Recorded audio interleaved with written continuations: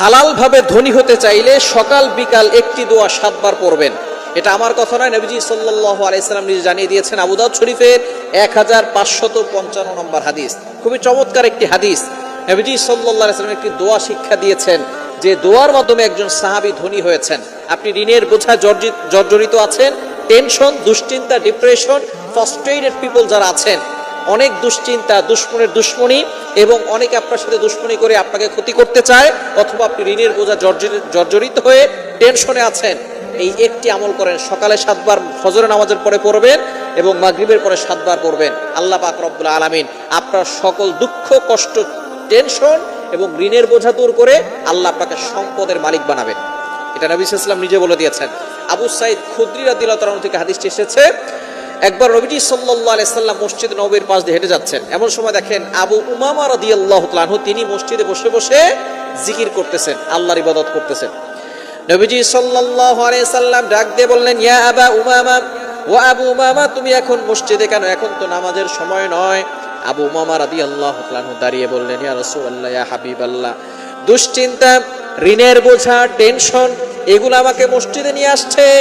সাহাবায়ে কেরাম যখনই টেনশনে পড়ে যেতেন তখন তারা মসজিদে চলে আসতেন, আর আমরা টেনশনে পড়ে গেলে, দুশ্চিন্তায় পড়ে গেলে আমরা মসজিদে নামাজ পড়তে যাই না, আরো মসজিদ থেকে বের হয়ে যায়, এমপির কাছে যায়, মন্ত্রীর কাছে যায়, মিনিস্টারের কাছে যায়। না, বিপদে পড়ে, যখনই আপনি বিপদে পড়ে যাবেন সাথে সাথে আল্লাহর কাছে হাজির হয়ে যাবেন, আল্লাহ তাআলা সকল বিপদ থেকে আপনাকে উদ্ধার করে দিবেন।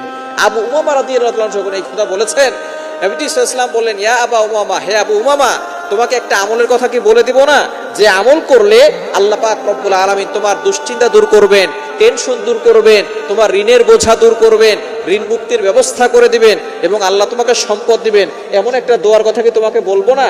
তখন সাহাবী বললেন, ইয়া রাসূলুল্লাহ, তাড়াতাড়ি বলেন, সেই দোয়াটার জন্যই তো আমি এখানে হাজির হয়ে গেছি। এবার রাসূলুল্লাহ সাল্লাল্লাহু আলাইহি ওয়াসাল্লাম বলেছেন যে তুমি একটা দোয়া পড়বে, এই দোয়াটা ফজরের পরে 7 বার, মাগরিবের পরে 7 বার। এই সাহাবী আবু উমামা রাদিয়াল্লাহু তাআলা তিনি এই দোয়াটা পড়েছেন।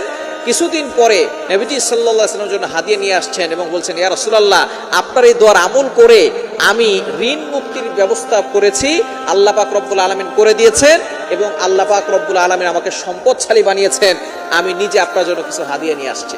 দোয়াটি হচ্ছে, আল্লাহুম্মা ইন্নী আউযু বিকা মিনাল হাম্মি ওয়াল হুজনি ওয়া আউযু বিকা মিনাল আজজি ওয়াল কাসালি ওয়া আউযু বিকা মিনাল জুবনি ওয়াল বুখলি ওয়া আউযু বিকা মিন গলাবাতিদ দাইনি ওয়া কাহরির রিজাল। এটা বুখারী শরীফের ভিতরে একটা অন্য রায়াত আছে, আবু দাউদ শরীফের ভিতরে আসছে। আমি আবু দাউদের রায়াতটি বলেছি।